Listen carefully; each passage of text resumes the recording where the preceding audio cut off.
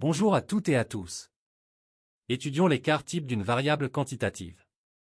L'écart type est un indicateur directement lié à la variance et qui permet de mesurer la dispersion des données dans la même unité que les observations. Le principe est simple, l'écart type est la racine carrée de la variance.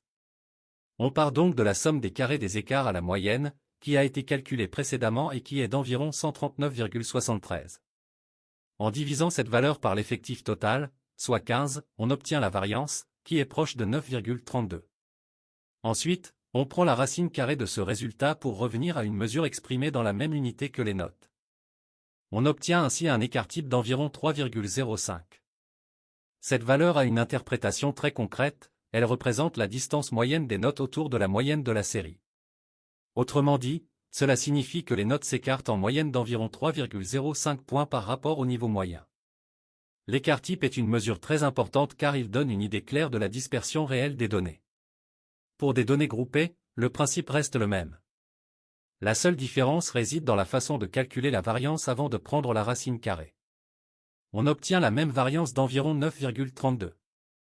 Lorsque l'écart type est faible, cela signifie que les valeurs sont proches les unes des autres et proches de la moyenne. Les données sont donc peu dispersées et la série est homogène. À l'inverse, lorsque l'écart type est élevé, les valeurs sont éloignées de la moyenne, ce qui traduit une forte dispersion et une série hétérogène. Cependant, il est d'abord sensible aux valeurs extrêmes, car il repose sur des écarts au carré, ce qui donne plus de poids aux valeurs aberrantes et peut exagérer la dispersion. Enfin, pris seul, l'écart type peut être difficile à interpréter sans contexte, car il ne donne pas la forme de la distribution. Il doit donc être complété par d'autres indicateurs pour une analyse complète. Une présentation plus détaillée sur l'étendue, l'écart moyen, la variance, l'écart type et le coefficient de variation est partagée dans notre chaîne YouTube Statistique Autodidacte. Si cette vidéo vous a aidé à mieux comprendre les statistiques, abonnez-vous à la chaîne Statistique Autodidacte, sur YouTube, Facebook ou TikTok. À très bientôt pour une prochaine vidéo.